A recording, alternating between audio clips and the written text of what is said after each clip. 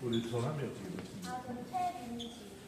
우리 최민지 해설사님 최고의 해설사님이신데 우리 박수로 맞이합시다. 네, 저는 여기 한국국학진흥원 유교문화박물관에서 근무하고 있는 최민지라고 합니다. 반갑습니다.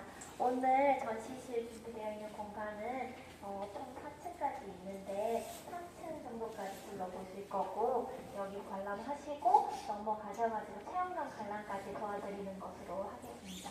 네, 50분까지 제가 진행을 하면 될까요? 어떻게 할까요? 네. 네, 그러면 50분 정도까지 하고 조금 일찍 마치면은 자유 관람하실 수 있도록 도와드리도록 하겠습니다. 우선 입구가 이쪽이어서 입구부터 설명 도와드리도록 하겠습니다.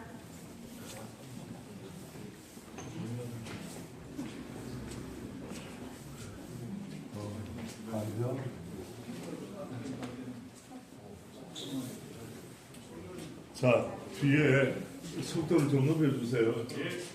저기 있는 분들에게 커피를 낼 수 있는 기회를 드리겠습니다. 자, 뒤에 있는 분들 앞으로 들어오셔야 합니다. 들어오세요. 다음에 들어오십니다. 여기서부터 저희 전시의 어떤 도입부인데요. 여기 보이시는 그림은 평암 강재왕 선생님이 그리신 도산도라는 것입니다. 혹시 도산서원 다녀오셨나요? 네. 네, 그것의 옛날 모습인데요. 도산도라는 것이 이 포항 강태환 선생님이 그리신 한 점만 전해지는 것은 아니고 굉장히 많은 작가들이 이런 도산서원의 모습을 그렸다고 합니다. 그런 배경에는 그 태계 이황 선생님의 그런 배움의 뜻이나 가르침을 계속해서 새기려고 했던 그런 후학들의 마음이 계속해서 후에도 전해졌다는 것을 의미합니다. 여기 보시는 거는 도산 12곡 중에 9곡인데요. 옛 성현도 날 못 보고 나도 옛 성현을 못 배웠네. 옛 성현을 못 배워도 가던 길 앞에 있네라는 뜻은 그 태계 이황 선생님을 내가 생전에 보지도 못했고 그분도 나를 못 봤지만 그분의 가르침이 주는 길 앞에 내가 서 있다 이런 말을 전하고 있습니다. 이것과 이거는 같은 건데 이거를 해제한 글이에요. 그래서 원래 원본은 이렇게 나와 있는데 한글로 풀어 쓰는 것을 이렇게 저희가 전시해 놓고 있습니다. 그래서 저희 박물관은 말 그대로 유교 문화를 전하는 박물관이에요. 그래서 유교라는 것이 조금 어렵고 친숙하지 않은데 어떻게 이런 호학의 길 그리고 그렇게 후학들이 전했던 문중 자료나 이런 것들을 어떻게 대중적으로 전시할 수 있을지 고민하고 있는 그런 기관이라고 알아주시면 감사하겠습니다. 네, 다음 코너로 넘어가도록 하겠습니다. 네, 여기 있는 거는 유교 사상의 흐름인데요. 조금 복잡해서 간단히 설명드리면은 우선 유교는 중국에서 6세기 공자가 개창을 해서 우리나라에서는 그 신라시대, 삼국시대부터 그렇게 나왔다고 들어왔다고 전해지고 있습니다. 알고 계시다시피 조선시대에서 유교가 어떤 중심적인 문화로 자리를 하면서 굉장히 많은 연물과 그런 자료들이 남아있고 저희 진흥원이 그런 문중 중심으로 기탁을 받은 유물들을 전시하고 기획전도 하고 이렇게 운영되고 있습니다. 그래서 여기 있는 거는 조금 오래된 인형이긴 한데 아이들과 이 공자가 함께 있는 모습을 연출한 공간입니다. 그래서 엄청나게 옛날 사람의 공자 할아버지가 어떻게 현대의 아이들과 만나는지 원래 이렇게 영상 패널로 이렇게 전시가 됐었는데 약간 저희 박물관이 2006년에 개관을 했거든요. 그래서 한 20년 된 박물관이에요. 그래서 조금 노후화가 됐다 보니까 이런 연출만 남아있고 영상이나 이런 기기는 잘 안 된다는 점 양해해 주시면 감사하겠습니다. 그래서 바로 저쪽 정면에 보이시는 한국 유교의 발자취를 따라가는 코너로 이동하겠습니다.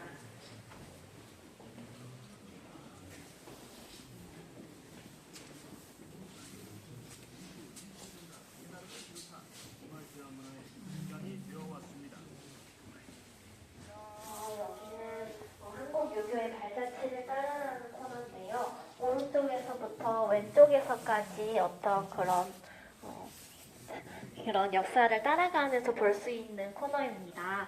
먼저 여기 있는 임신 서기명석이라는 것은 신라시대의 유물로 전해지고 있어요. 이거를 저희가 전시한 이유는 유교의 어떤 도입, 전례의 어떤 초기의 모습을 잘 보여주는 대표적인 유물이기 때문입니다.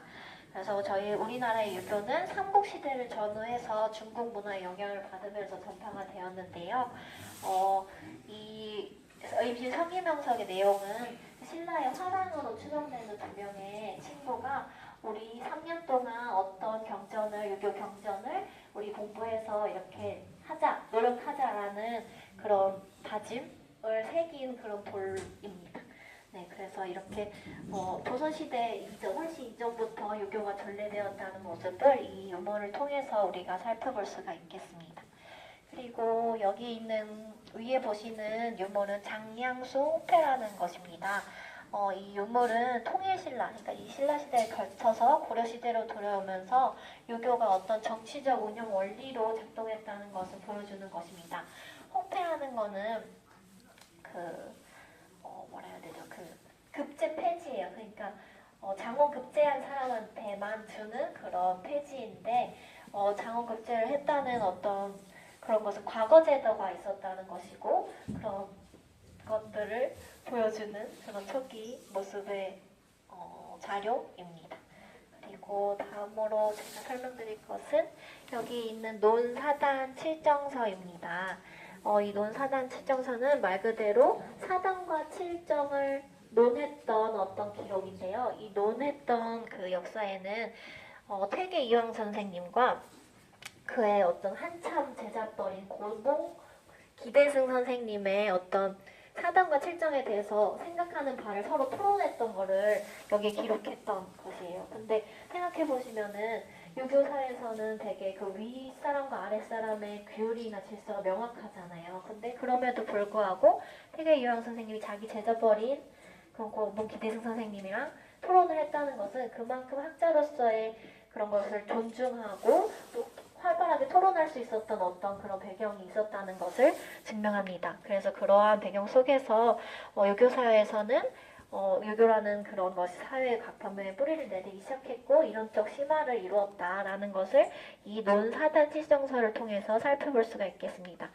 보시면은 여기에 기탁자가 이렇게 나와 있어요. 저희 이 자료가 있고 기탁자가 나와 있는데 여기는 도산서원 운영위원회라고 나와 있거든요. 그래서 저희는 서원이나 문중, 그러니까 어느 성씨의 어떤 서원이나 이런 것들에서 그 기탁을 받아서 운영되고 있는 기관이고 기탁과 기증의 차이는 기증은 소유권을 저희 박물관에 두는 것인 반면에 기탁은 여전히 소유권은 도산 서원이나 문중에 두고 저희가 관리나 전시만 이렇게 운영을 하고 있는 형태로 볼 수 있겠습니다.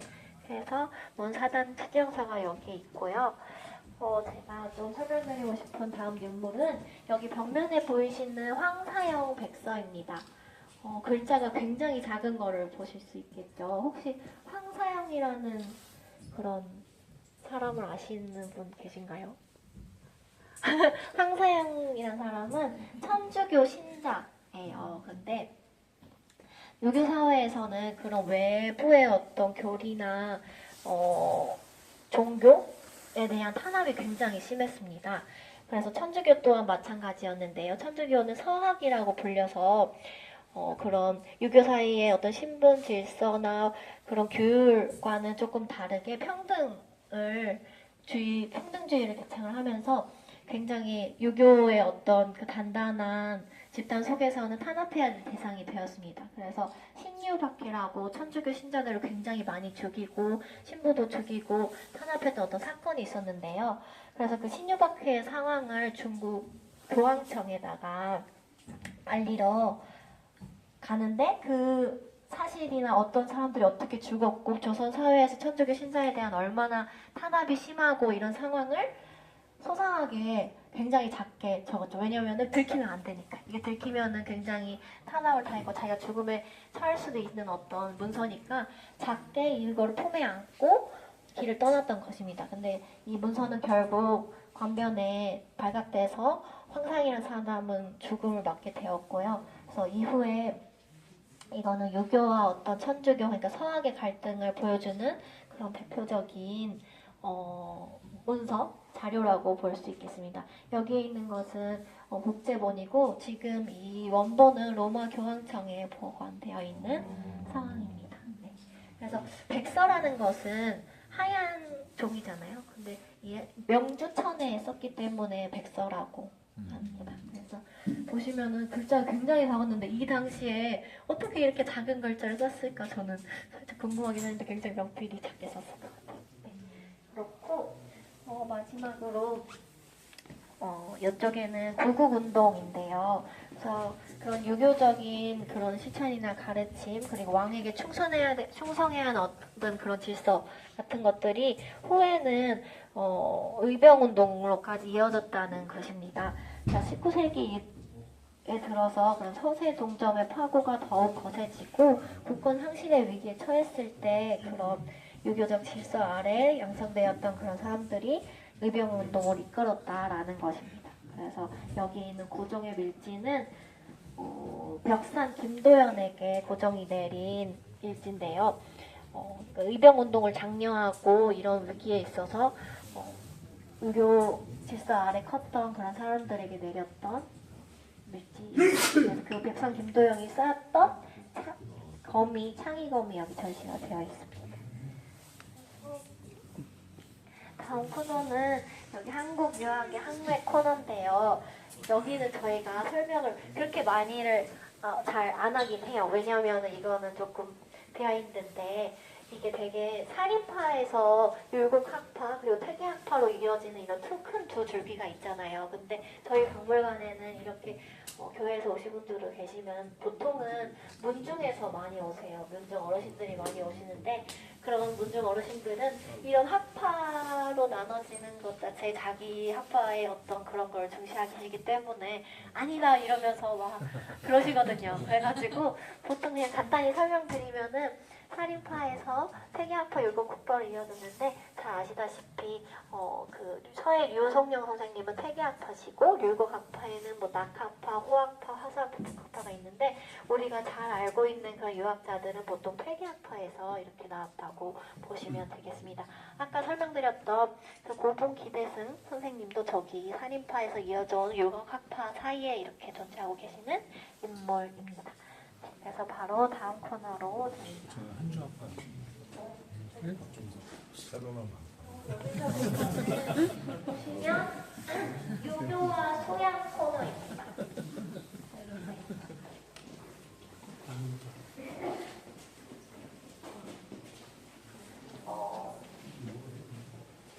보시면은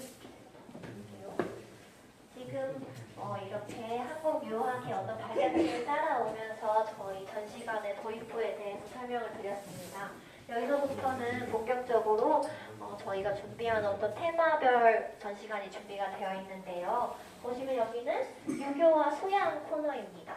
혹시 유교의 수신제가 치고 편천하는 어떤 가르침을 다들 들어보셨을 것 같아요. 수신은 말 그대로 사람 도리를 하기 위해서 나의 몸과 마음을 갈고 닦는 어떤 수양의 자세를 의미하고 제가는 내 가정과 가족을 집을 돌보는 그런 실천을 의미합니다.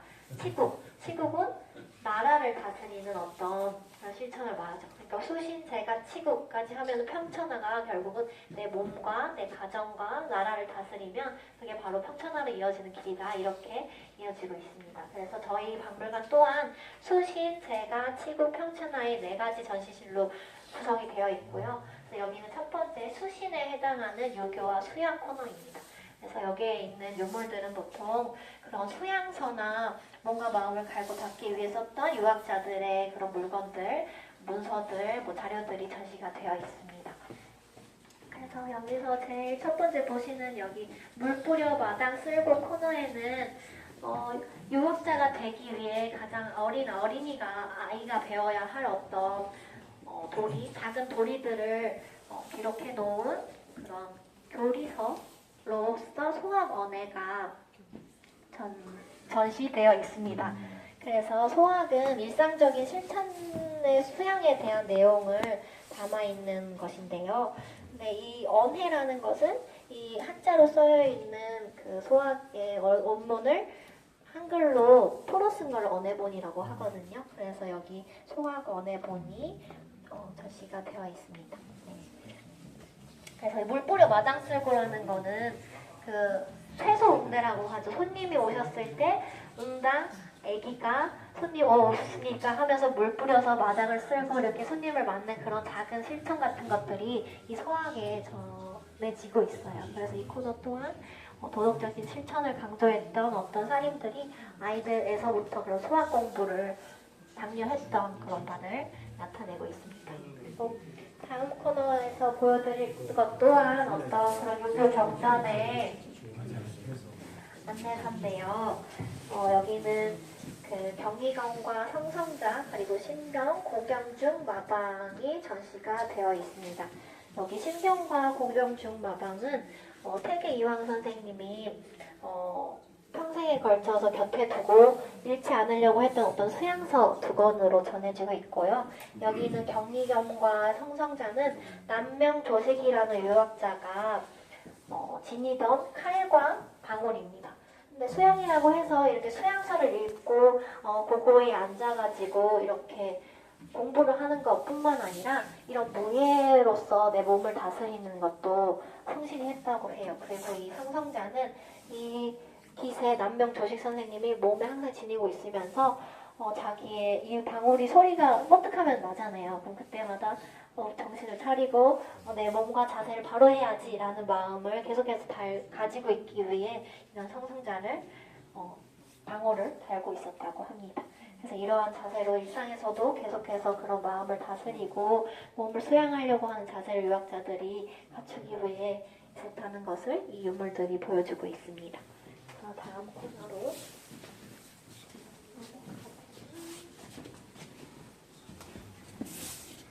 여기에는 잘 아시는 이 한강행실도와 오륜행실도가 나와 있습니다.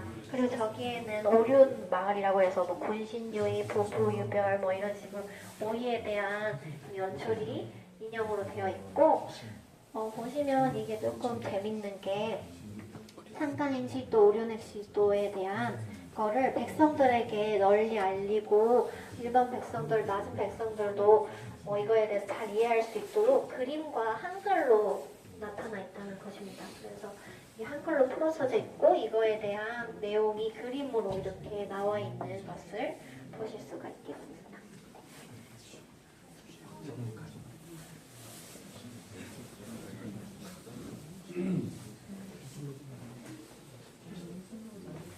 여기 있는 것은 징비록이죠. 징비록의 목판본과 책판이 이렇게 전시가 되어 있는데요.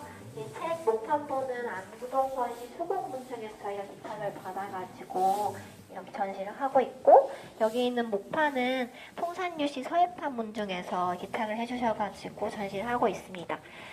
이 목판을 저희 체험관에서 좀 더 자세히 설명드릴 수 있을 것 같은데 이 목판으로 책을 찍어내기 위해서 썼던 거죠. 그래서 이게 한 페이지 쪽이 돼서 이렇게 접히면은 이 책이 만들어지는 것입니다. 그래서 징비록은 아시고 계시겠지만 임진왜란의 어떤 상황이나 외세가 침탈했을 때 현재를 징해서 후일을 이런 일이 다시 생기지 않도록 대비한다라는 어떤 목적 그리고 그 배경에서 쓰여 있는 서해 유성룡 선생님의 책입니다. 네, 그래서 이를 새기기 위한 목판과 이 책이 같이 전시가 되어 있습니다. 바로 이쪽 코너로 안내 도와드리면서 2층 전시관에서 이제 3층 전시관으로 올라갈 텐데요. 여기는 그냥 간단히 살펴보시면은 유기라는 것은 생활일의 예, 악, 음악, 그리고 사, 활 쏘는 거, 또 수레 모는 거, 글 쓰는 거, 셈하는 거 이런 6가지의 어떤 기회를 가리킵니다. 그래서 유교 수용이라는 관점에서 보았을 때 이런 6가지의 기회 또한 수양의 방식이 되어 왔다라는 것을 보여주는 그런 유물들이 전시가 되어 있습니다. 그래서 저기 있는 1가지는 셈을 할 때 썼던 도구고요. 저기 있는 검은고는 기에 악을 할 때 썼던 그런 유물들이 전시가 되어 있습니다. 우선 여기 6일 코너까지 2층 전시관 다 살펴보셨고 시간이 많지가 않아가지고 3층으로 빨리 올라가서 보고 전시 체험관까지 간단히 보고 참여 마치도록 하겠습니다. 3층으로 안내 도와드리겠습니다. 예. 밀레니엄 찐따따리 30분 사람들이 네네. 빨리빨리 움직이는 사람입니다. 허리 막잖아.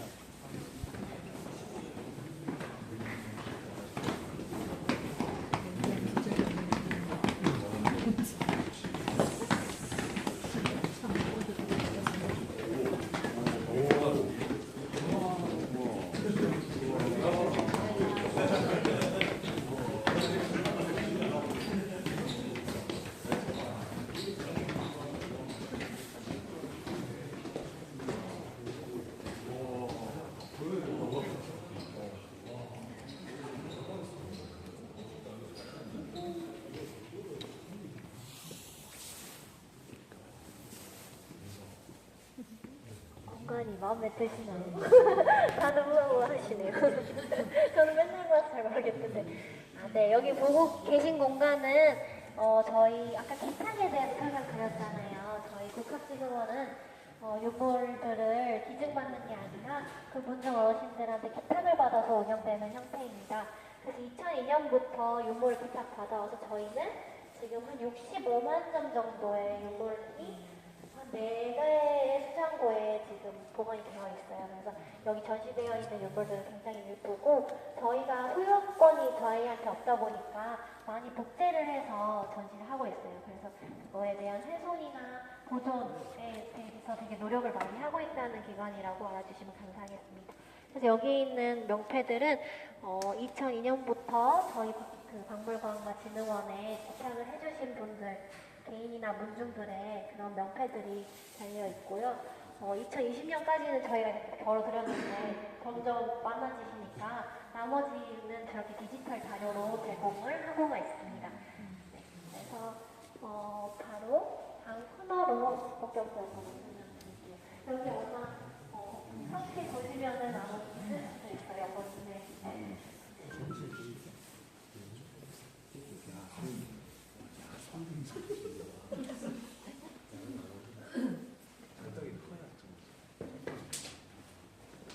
네, 여기부터 저희가 살펴볼 다음 전시 코너인데요. 아까 수신제가 치국 편찬화에 대해서 제가 설명을 드렸는데 여기는 유교와 가족, 2층에서는 저희가 수신에 대한 유교와 수양 코너를 통해서 수신을 살펴봤다면 여기는 제가, 그러니까 나의 가족 그리고 가정을 돌보는 어떤 그런 관련된 유물들이 전시가 되어 있습니다. 그래서 유교와 가족 코너, 이 코너부터 제가 설명드리도록 하겠습니다. 여기에 보시는 유물들은 가족의 형성과 어떤 문화, 그런 제도를 보여주는 대표적인 유물들입니다.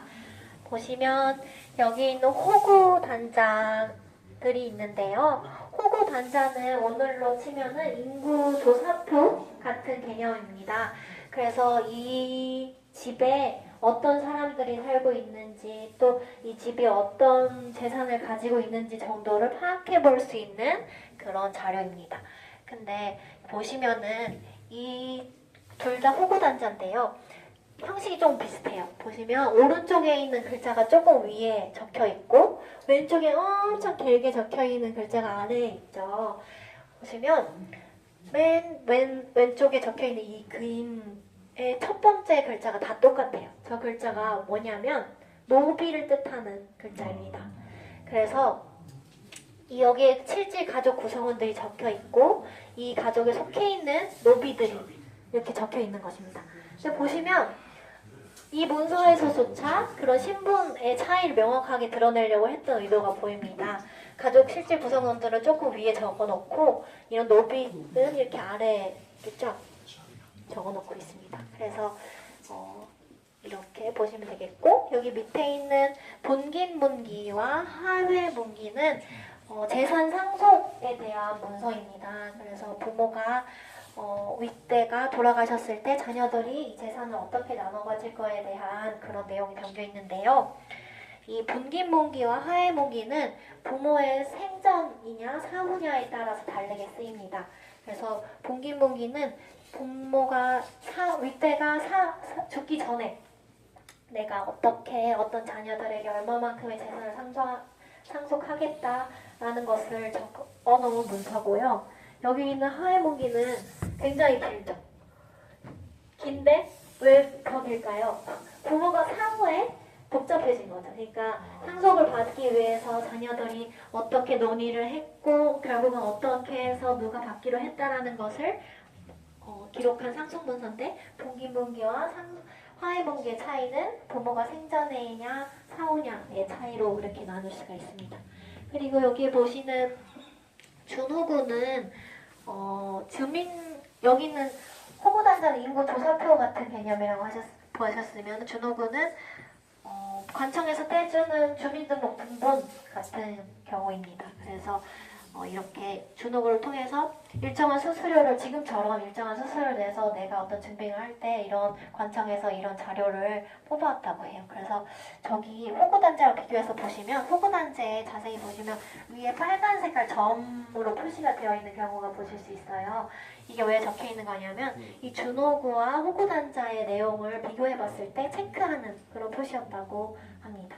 네, 그래서 이런 가족제도, 우리 유교사회에 있어서 어떤 가족제도나 신분제도의 어떤 영상들을 잘 보여줄 수 있는 문서 자료들을 저희가 보았습니다.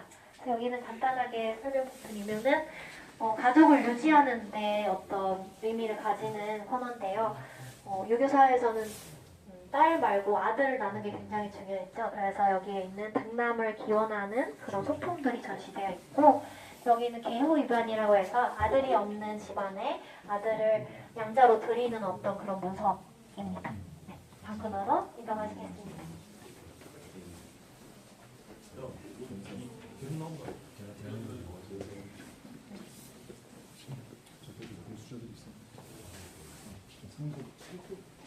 네, 여기서부터는 한 명의 유학자가 어른이 돼서 결혼을 하고 나이가 들어서 죽고 제사를 하는 것까지 어떤 관혼 상제의 어떤 의례들에 대한 유물들이 전시가 되어 있습니다. 그래서 여기는 어른이 되다 코너로서 태교와 아동교육을 위해서 힘썼던 어떤 실천서 그리고 교리서가 있고요. 여기에 있는 관례와 계례는 성인식이죠. 그러니까 여자는 비녀를 꽂고 남자는 관을 쓰는 그런 성인식의 의식에 쓰였던 두 가지 유물들이 전시가 되어 있습니다. 그리고 여기까지 보시면 관이 끝났죠. 그래서 여기 보시면 홀레 문화에 쓰였던 그런 소품들, 유물들이 전시가 되어 있습니다. 여기 있는 것들이 홀레 문화에 썼던 그런 물건들인데요. 저기 보시는 새가 보이시죠? 이 새는 무슨 새일까요? 원앙땡입니다. 원앙 아니고요. 저도 원앙일 거라고 처음에는 생각했어요. 근데 이게 기록이에요. 그러니까 원앙이라는 새는 사실 한 평생을 살 때 여러 짝을 만난대요. 그래서 보통 그렇게 동물들이 한 명의 짝만 만나는 수뇌부 새가 없는데 기러기는 평생 한 마리의 짝만 만난다고 하더라고요. 그래서 옛날에는 이렇게 나무 기러기를 신랑이 신부에게 선물하면서 우리 결혼해서 잘 살자 이런 의미를 담긴 그런 물건입니다. 그리고 여기 사서는 우리 드라마에서 보시면은 신부가 결혼할 때 이렇게 얼굴 가리는 보채 있잖아요. 그 보채가 여기 전시가 되어 있습니다. 이렇게 홀레를 마친 남자와 여자가 각각 살아가는 공간인 안방과 사랑방의 공간이 있습니다. 이 안방 공간은 여인의 공간을 연출해 놓은 것인데요. 교중치루라고 해서 여인이 곁에 두고 있는 7가지의 벗이라고 해서 저기에 바느질 도구가 있어요. 그래서 뭐 바늘실, 다리미, 자, 인두 이런 식의 7가지의 물건, 바늘, 교중치루라고 하고요. 그래서 여인이 안방에 거주했던 어떤 그런 소품들이 전시가 되어 있습니다. 그리고 이쪽은 단독 안방 공간은 여성의 공간이었다고 하면 사랑방은 남성의 공간입니다. 여인의 공간에는 그 바느질 도구인 교중치루가 있다고 했으면 여기는 문방 사호가 있죠. 그래서 남성이 공부를 할 때 썼던 어떤 붓, 몇, 벼로, 종이 이런 것들이 여기 전시가 되어 있습니다. 그래서 이 사랑방으로 연출되어 있는 공간 둘러보시면 좋을 것 같아요.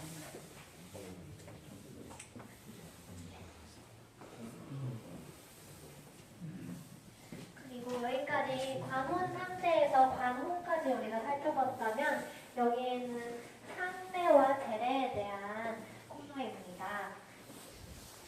제일 뒤쪽에 보이시는 이 가마는 요여라는 것인데요. 사람이 타기에는 다소 작아 보이죠. 그래서 죽은 사람이 타는 것은 아니고 도로 죽은 사람의 홍배, 그러니까 영혼이 담긴 가마입니다. 그래서 우리가 상례 제례를 할 때 마을에 이렇게 그 장례 행렬을 하거든요. 가마도 있고 깃발도 있고 한데 그 본래 죽은 사람이 탄 가마 앞쪽에 위치하는 그런 장례 행렬에서 앞에서 쓰이는 요여입니다. 그래서 요여가 이렇게 도착했는데 조금 크기는 다르지만 둘 다 요여입니다. 그리고 그런 감실인데요. 집집마다 그런 신주단지나 그런 것들을 주동이나 이런 것들을 보관했던 장이에요. 근데 이거는 제가 그냥 하고 싶어서 하는 말인데 이게 자꾸 열리는 거예요. 진짜 자꾸 그러니까 제가 들어가서 가끔 닫아 놓거든요. 저희가 욕을 바꾸거나 할 때. 근데 여기가 그러니까 조금 오래돼서 뒤틀렸는지 몰라도 저 감실문이 지금은 닫아놨는데 얼마 전에 닫았거든요. 그래서 저게 자꾸 열려가지고 약간 무서운 아무튼 그렇습니다. 감실이 그런 장이라는 것을 우리가 기도 한번 하고 가야 되겠는데요. 여기까지 상례 제례 코너를 해주세요.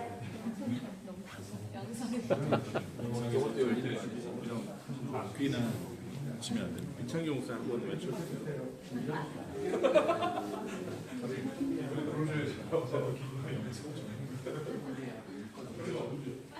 여기는 저희 박물관 유교와 가족 코너의 마지막인데 이렇게 가족의 어떤 품을 거쳐서 사람이 되어 나온 유생들이 교육을 받고 사원이나 서당에서 교육을 받고 결국엔 국가로 나아가는 어떤 그런 교육의 유물들을 전시해 놓은 상황입니다. 그래서 여기 있는 거는 도산서원 운영위원회에서 기탁해주신 물건 3개인데요. 하나 이 유언록은 서원을 방문한 유생들이 적는 방명록, 출석부 같은 경우고요. 식당록도 비슷한데 이 식당록은 그 도산서원에서 밥을 먹는 유생들이 나 밥 먹었다 이렇게 적는 건데 이 밥을 별로 안 먹고 출석이 미달한 사람들에게는 어떤 인증이 있었다고 합니다. 네, 그리고 여기 경서통은 지금으로 치면 암기 카드가 같아요. 그래서 옛날에 그 서원에서 암기를 하는 방식이나 시험을 쪽지 시험 같은 걸 치는 방식은 이 얇은 나무패가 있잖아요. 여기에 어떤 경전 몇 쪽 아니면은 어떤 경전에 있던 어떤 구절라고 하면 이거를 달달달달 외우는 방식으로 그렇게 공부를 했다고 합니다. 네. 네, 그래서 마지막으로는 이렇게 서당과 서원을 거쳐서 공부를 했던 유생들이 마지막으로 과거 관직에 지출하기 위해서 과거를 보잖아요. 네, 여기 어사와입니다. 어사와라는 것은 말 그대로 임금이 하사하신 꽃이라는 말이에요. 그러니까 장원 급제한 유생이 내가 과거 시험에서 1등을 해서 돌아왔다 하면서 여기에 꽂고 오는 꽃이죠. 임금이 하사하신 저렇게 꽂고 돌아와요. 근데 여기 그림에서는 잘 안 보이지만 이렇게 길게 콧을 늘어뜨리고 끝에는 명주 실을 입에 물고 갔다고 해요. 여기 끝에 실이 있고 입에 물고 왔는데 왜 입에 실을 물고 돌아왔을까요? 네, 1등을 했으면 기분이 어떨까요? 1등을 해서 우리 고향에 돌아오면 너무 기쁘고 좋을 거 아니에요. 그래서 아는 사람들도 만나고 하는데 유학자의 어떤 자세는 항상 겸손해야 된다. 그래서 1등을 하고 돌아왔을 때도 그 표정을 숨겨야 한다는 어떤 메시지 같은 것이 어서와에 담겨 있고 그 입을 실을 무는 행위에 담겨 있다고 합니다. 그래서 이렇게 과거제도의 어떤 대표적인 유물이 전시가 되어 있고 여기에 벽면에 있는 것은 답안지인데 여기에 있는 답안지는 임금이 특별 점수 이렇게 금박으로 되어 있는 글씨를 보실 수 있으세요. 근데 여기 있는 금박으로 되어 있는 거는 추가 점수 같은 건데 임금이 내린 추가 점수라고 해가지고 이 사람도 급제한 사람의 답안지라고 전해지고 있습니다.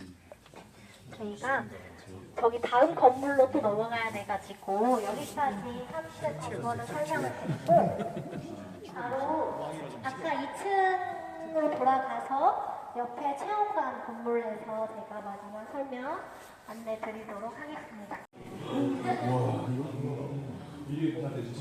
네, 저희 박물관의 자랑입니다. 여기 전시되어 있는 것이 모두 진본이고요. 네, 보고 계신 도산서원에 있는 걸려있는 편에는 가짜고요. 여기는 이게 진짜구나. 네. 뭐가 제일 유명한 거예요? 실제로. 보존 관리실에서 아마 너무 훼손이 많이 되는 자료도 그렇게 하는데 그렇게 훼손이 많이 안 돼요. 해설사도 거기 가짜고 진짜. 이게 그러면 돈으로 환산되면 얼마인가요? 그건 제가 잘 모르겠어요. 환산이 안 될 것 같은데. 수업료가 많이 받아요. 궁금하잖아요. 궁금했잖아요. 도서서 많이 갔다 네, 여기 편액 잠깐 설명드리면 편액은 그 아시아 태평양 유네스코 기록유산으로 등재가 되어 있고요. 저희 기관이 그 유네스코 세계기록유산 그 관리위원이에요. 그래서 저희 박물관이 소장하고 있는 이 편액 중에서 도산서원 현판 보실 수 있고 여기 아래 도산서당 현판이 있는데요. 여기에 있는 작은 에피소드 설명드리면 도산에서 산자가 진짜 산자랑 그려있다는 게 되게 귀여워요. 그리고 도산서에서 그 서 밑에 작은 새 같은 게 갇혀있는 것처럼 보이시는데요. 보이시죠? 그리고 밑에 있는 당자에 이 점표시가 되게 날개처럼 되어 있어요. 그래서 이것도 그냥 썰 같은 건데 그 세계 이황 선생님이 이 글을 쓰실 때 그러니까 유생들이 작은 새처럼 이곳에서 공부를 둥지를 틀어서 공부를 하지만 결국엔 날아가서 사회에 환원하라 이런 어떤 메시지를 담고 있는 어떤 글체 편체라고 보시면 되겠습니다. 그래서 천천히 둘러보시면 좋을 텐데 여기 아무튼 편액 하나가 있고요. 여기 이거 해가지고 이거 안 하셔도 돼요. 바로 서수장고가 있거든요. 그래서 밑에 조금 둘러보시는 거고 밑에는 저희 유네스코 세계 기록유산으로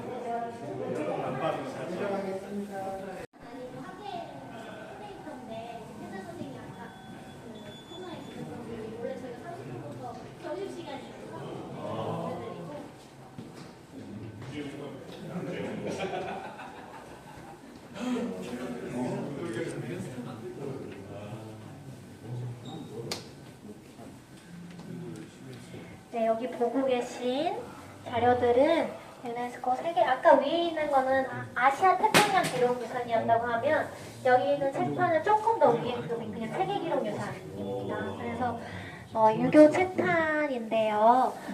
저희 진흥원에서 10만 목판 모으기 운동을 했어요. 그래서 문중분들이 다 집에 창고에 이런 거를 보관을 하고 계셨거든요. 근데 그렇게 보관을 하고 계시다면은 날씨에 의해서도 그렇고 보관 상태가 안 좋아지고 잃어버릴 수도 있고 훼손될 수도 있으니까 저희가 이렇게 위탁을 받아가지고 여기 안에가 그냥 전시실이 아니라 수장고예요. 그래서 온도와 습도 이런 것들을 다 맞춰서 이렇게 보관하고 있습니다. 근데 수장고에 보관만 하고 있으면은 관람객분들이 이런 자료를 볼 수가 없으니까 이렇게 창을 뚫어서 개방형 수장고 형태로 저희가 전시를 하고 있는 겁니다. 위에 편액 같은 경우도 그냥 전시관이 아니라 수장고인데 이렇게 관람할 수 있도록 저희가 전시해 놓은 겁니다. 그래서 이 유교 책판 같은 경우에는 아까 징비록 보셨을 때 그 한 장 한 장이 이렇게 있는 것이거든요. 근데 이 목판이 결국 책의 2페이지 정도를 찍어내는 판이죠. 여러 번 찍어낼 수 있지만 근데 이 목판 한 장을 만드는데 얼마 정도의 예산이 들었을까요? 예산, 금액. 지금으로 치면 이 한 장당 200만 원 정도가 들었다고 해요. 근데 이 책 한 권을 찍어내려면 거의 3, 40장 정도가 필요했으니까 이 유교 책판이라는 것이 어쨌든 그런 교리나 교서 같은 것들을 발행하는 어떤 출판 기구였는데요. 이 출판 기구가 국가도 아닌 민에서 발행했다는 점에서 굉장히 중요합니다. 그래서 공동체 출판의 형식을 띈 어떤 첫 번째 유물이라고 볼 수 있겠는데요. 공동체라는 거는 그 문중이나 지방이나 그런 지역에서 이 책을 우리가 출판해보자라는 것들이 인원이 되면은 실시간 돈을 모아요. 그래서 굉장히 개인으로 할 수 없는 그런 작업이잖아요. 200만 원, 뭐 거의 몇억이 드는 어떤 한 권을 발행하려고 하면은 그래서 그렇게 돈을 모아가지고 이렇게 책을 만들었던 어떤 실천들이 이 유물에 담겨 있다고 봐주시면 좋겠습니다. 그래서 이 책을 만드는데 이 한 판을 만드는 데만 3년 정도 걸려요. 이 나무가 바로 깎아 쓸 수 있는 것도 아니고 보존을 하기 위해서 그리고 단단하게 만들기 위해서 그 물 같은 데다 그 소금물에다가 절이고 이렇게 하는 식으로 엄청 오래 걸리고 또 깎아야 되고 색을 그려야 되고 하니까 굉장히 시간과 돈과 노력이 많이 드는 일이었다. 그렇지만 그거를 공동으로 해냈다는 점에서 이 유물이 굉장히 높게 평가받고 있습니다. 그래서 저희 진흥원이 이렇게 소장한 유교 책판까지 해서 저희 해설은 마무리하고요. 위에 못 보신 부분 있다면 보고 잘 돌아가셨으면 좋겠습니다. 네, 감사합니다. 챌린지였습니다. 네. 감사합니다.